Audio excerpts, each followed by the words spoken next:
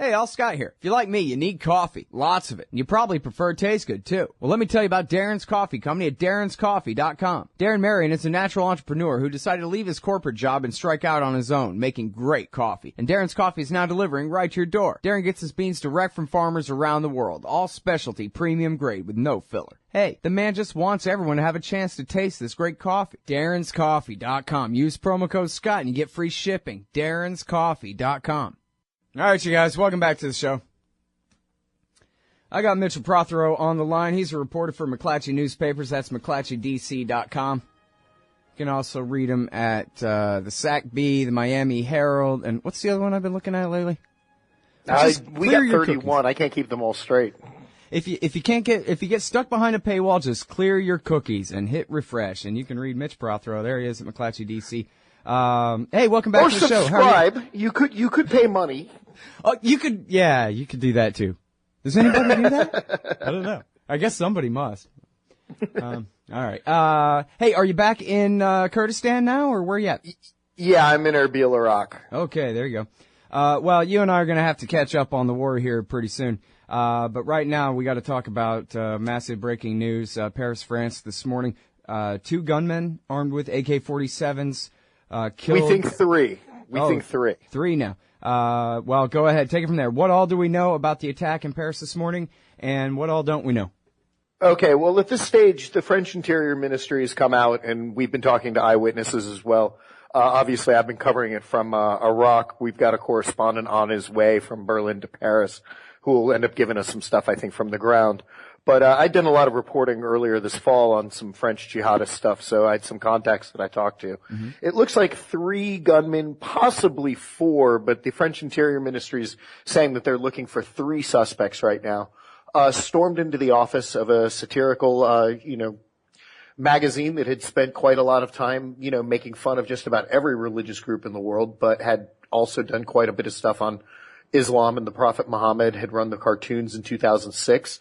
And had been very vocal about their refusal to bow before, what had been consistent threats. They were even firebombed, I think, in 2011, and 2 of their editors were living on round-the-clock police protection.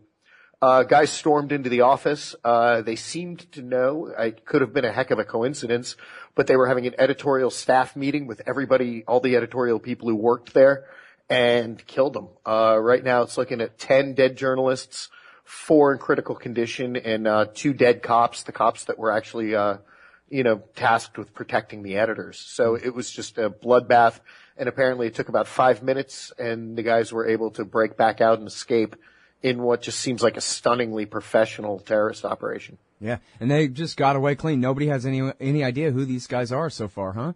We've just got a few hints. They were said to have spoken perfect French in the newsroom. They knew who they were looking for by name.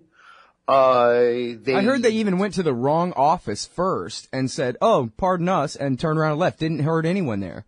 There's some speculation about that. I haven't confirmed that part of it yet. A lot of the stuff on Twitter I get a little skeptical about until at least some of our French colleagues managed to really just sit down and interview people that were there. Sure. But yeah, that does seem to be that they had some kind of problem at the buzzer. They ended up basically forcing somebody at gunpoint to let them in with a key code. And, but they did speak French. They did say that they had avenged the Prophet Muhammad. They made clear references to jihadist, literature. At some point they did announce that they were members of Al-Qaeda. There's 2 disputes there. They might have said Al-Qaeda. They might have said Al-Qaeda in the Arabian Peninsula, which I'm not sure at this stage is a terribly big distinction.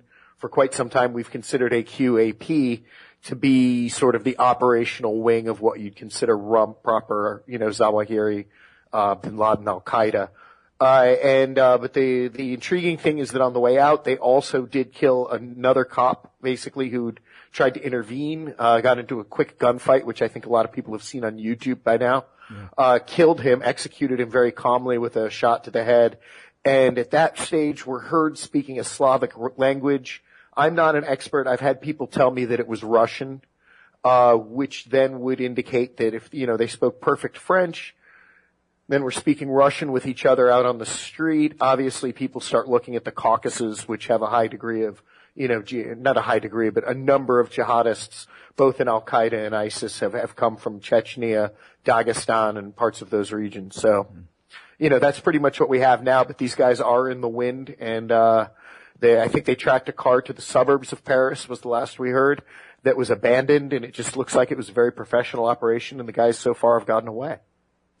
All right, now, you broke this huge story that got all this attention a couple of months back about this French intelligence asset agent, exactly what you call him, I'm not sure, I'll let you call him it, who is basically a double agent. I don't know if he was all along or what, but now he's with Al-Qaeda, and I think what I'm learning for the first time here, maybe I missed it before, was that the theory is that he was behind the attack on the synagogue back last spring. Is that correct? It is strongly believed by French intelligence that he was the mastermind of that operation. So, and Mohammed Marah had made references to him. That's the guy who did the attack on the synagogue. He also shot a French paratrooper who was off duty in Toulouse. And, in some ways there's some parallels to this. And this is an al-Nusra guy now, huh? In Syria? No, keep in mind, this is where it gets complicated. I would say let's refer to them as Al-Qaeda, as opposed to ISIS. These are straight guys who trained in Pakistan, Afghanistan, fought in that area, are from the tree that, did 9/11, let's say, and probably on some level report to Zawahiri. Including, al-Nusra refers to itself as the Syria branch of Al-Qaeda. So, to keep things simple, let's call them Qaeda guys as opposed to ISIS guys, right, who share an ideology but are operationally distinct. Well, yeah, I did say Nusra. You probably misunderstood me because I was thinking of the attack with the start of the attacks on Syria, where they said we're going after this. They did try to kill this guy. They did try to kill this guy then. Right. And Nusra, it does appear as though, has been sheltering guys from Afghanistan and Pakistan, including this Frenchman, David Durjon.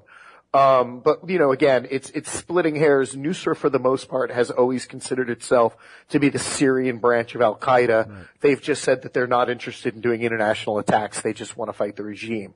But it turned out that there was a number of guys that were trying to conduct operations under their protection from Syrian territory, and this is one of those guys. Now, whether or not this attack is going to end up being linked to those guys remains very unclear. Sure. Yeah. But it would make some sense that if you're talking about French-speaking guys conducting an operation for Al-Qaeda, Al-Qaeda has a young, up-and-coming, very aggressive, and so far very competent French convert who's an operator on their behalf, who's already set off what we believe this plot in Toulouse in 2012 that was very similar. Logically, it's definitely something that I'm sure French intelligence is looking into right now to see if there's a connection. It would not shock me if there was, and it wouldn't shock me if this was something independent. Yeah. No, and you know what? I apologize too. I was confused. I was thinking that this was the lone wolf attack at the synagogue last spring that you were referring to, but this is from 3 years ago now. The 2012 attacks in Toulouse. You're talking about the synagogue in Belgium. Right. That was an ISIS guy that had come back, and he was really a lone wolf. The Toulouse guy was believed to be a lone wolf at the time, and then it came out that he had essentially been trained in a Pakistani training camp and then sent to France to kill people and just sort of ran around Toulouse for a week shooting people. Right. All right. Well, we got to go, but let's see if maybe we can follow up later in the week, and then I need to talk to you about the war, too, so stay in touch. Yeah. All right, thanks very much, Always Mitch. A pleasure, Scott. Appreciate it. Always a pleasure. Bye. All right, y'all, that's the great Mitch Prothero. He's at McClatchyDC.com. Be right back. Hey, you own a business? Maybe we should consider advertising on the show. See if we can make a little bit of money. My email address is scott@scotthorton.org. You hate government, one of them libertarian types, or maybe you just can't stand the president, gun grabbers, or warmongers. Me too. That's why I invented LibertyStickers.com. Well, Rick owns it now, and I didn't make up all of them, but still, if you're driving around and want to tell everyone else how wrong their politics are, there's only one place to go. LibertyStickers.com has got your bumper covered. Left, right, libertarian, empire, police, state, founders, quotes, central banking. Yes, bumper stickers about central banking. Lots of them. And, well, everything that matters. LibertyStickers.com. Everyone else's stickers suck.